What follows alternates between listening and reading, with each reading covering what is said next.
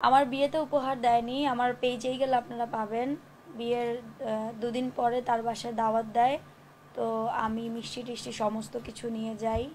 2 দিন না, 1 দিন পর, সরি 1 দিন পরে দাওয়াত দেয় মোস্ট প্রবলি। মিষ্টি টিষ্টি নিয়ে যাই, তখন গিয়ে দেখি সেখানে এসে আমার জন্য একটা ডায়মন্ডের রিং, একটা গোলাপি কালার কি বলে এটা শাড়ি শাড়ি, এবং ইসের জন্য রাসেল মিয়ার জন্য কিছু shirt piece as a gift দেয়। বিয়ের দিন কিছুই দেয়নি। এবং দেখেন, রাসেল মিয়া ইন্ডাস্ট্রিতে কতদিন জানি না, আমি কিন্তু শিশুশিল্পী হিসেবে ইন্ডাস্ট্রিতে ছোট থেকে বড় হয়েছি মিডিয়াতে।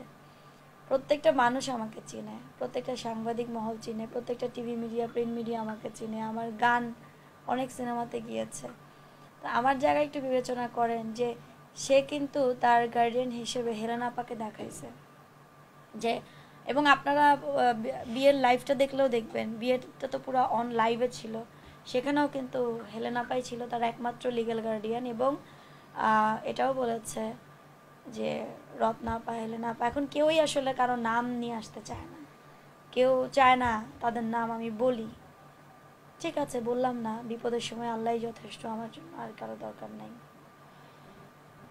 বিষয় দেখেন, এতগুলো বড় বড় মানুষের সামনে এত বড় একটা বেইমানি করবে, এত বড় একটা চক্রান্ত করবে বা আমাকে ঠকাবে, এটা একটা মেয়ে বিশ্বাস করবে? এটা হাউ ক্যান পসিবল এতগুলো মানুষের সামনে? আপনারাই বলেন।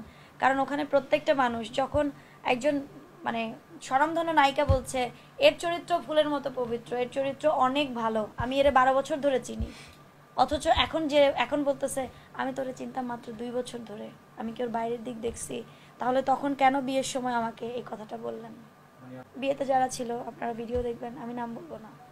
তারপরে পরবর্তীতে আসেন যে তারপরে হচ্ছে যে আরেকজন আছে, হ্যাঁ, সেও বলছে এখন নাম বলতে না। সবাই বলছে আমাদের নাম গণমাধ্যমে বলবা না, আমাদের ইমেজ আছে।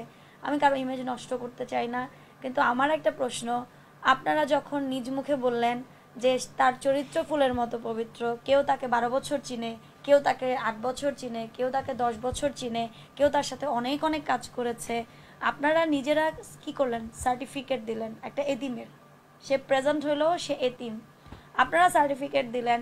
এখন কি করলেন? আপনারাই আবার বক্তব্য চেঞ্জ করে নিয়ে আসতেছেন যে আমরা কি জানতাম এরকম হবে? ঠিক আছে, আমরা আমাদের নামটাম নিও না, তার পক্ষের যারা।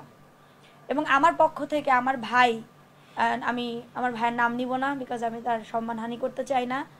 মানে আমি নিজেই লজ্জিত যে আমার ভাইয়ের মেয়ে উকিল হয়েছে, আমি লজ্জিত। আমার পক্ষ থেকে যারা ছিল তারা কিন্তু ওকে বোঝানোর চেষ্টা করেছে অনেকবার। ও যখন গায়ে হাত তুলে মারে, আমি যখন ওভার দ্য ফোন জানাই, তখন ওভার দ্য ফোন ওকে বোঝানোর ট্রাই করা হয়েছে, বাট ও কিন্তু মানে নাই। আমার কথা হচ্ছে, যখন একটা নারী এতিম একটা মানুষকে বিয়ে করতেছে, আমার কিন্তু সবাই ছিল ভাইয়া বিয়েতে। আমার মা বলেন, আপনি ভিডিওটা দেখলে বুঝবেন, আমার মা, আমার বাচ্চা, আমার 2 বাচ্চা ছিল। আমার ছেলেকে আমি ক্যামেরার সামনে আনি না, ও ছোট, নজর লেগে যায়। মাশাল্লাহ আমার ছেলে 2 বছর 6 মাস, যেহেতু বাবা নাই, সবাই বলছে একটু সাবধানে রাখো। তো আমার ফ্যামিলি থেকে সবাই ছিল, তার পরিবারের কেউ নাই, সে এতিম। তার একমাত্র গার্ডিয়ান যারা ছিল মিডিয়ার বোনেরা, তার বোনেরা কিন্তু বলেছে আমরাই হচ্ছি তার মানে কি বলে ক্যারেক্টার সার্টিফিকেট। এক কথায় যখন কেউ বলে যে আপু আমি আপনাকে 12 বছর ধরে চিনি, আপনার সঙ্গে 12 বছর ধরে উঠা বসা, তাহলে আপনি নিশ্চয়ই আমাকে ফেট দিচ্ছেন যে ইয়েস আমি এটা করতে পারি, এটা করা যায়। কি ভাইয়া? এখন কিন্তু সবাই সরে যাচ্ছে, এখন বলছে এই গণমাধ্যমে নাম বলবা না, গণমাধ্যমে নাম বলবা না। এখন এখানে যদি মানহানি হয় কিভাবে হয় দেখেন, যেখানে বিয়ে হয়েছে সেখানেই তো বলবেন। এখন যেই বাসায় বিয়ে হয়েছে আপনারা বলবেন কাজী অফিসে বিয়ে হয়েছে? প্লেসটার কথা বলছি। ফোন করে বলেছে আমি যাতে গণমাধ্যমে তার নামটা উচ্চারণ না করি, গণমাধ্যমে নাম আসুক। আমি বলছি আমি তো তোমাদেরকে দোষ দেই নাই, আমি বলছি তোমার বাসায় বিয়ে হয়েছে, তোমার মা কাজী নিয়ে আসছে মেরা দিয়ে কাজী অফিস থেকে। আমি তো মানে তোমার হাজবেন্ড মানে দুলাভাই নিজে ওখানে সাক্ষী হিসেবে সিগনেচার করা, জাহাঙ্গীর ভাই, হেলেনা জাহাঙ্গীর আপার হাজবেন্ড, দুলাভাইয়েরও সিগনেচার করা যে সাক্ষী হিসেবে, এবং উকিল ছিল আমার পক্ষ থেকে। তো যারা ছিল আমাকে কিন্তু আমার সাইড থেকে কেউ ফোন করে বলে নাই আমার নাম বলবা না, কেউ বলে নাই। কিন্তু তার সাইড থেকে যারা ছিল তারা বলতেছে ফোন করে খবরদার বর্ষা, আমি চাই না এসব হোক, ইভেন তো আমাকে ঝাড়ি দিয়ে বলা হয়েছে, আমার কাছে সেটার এভিডেন্সও আছে।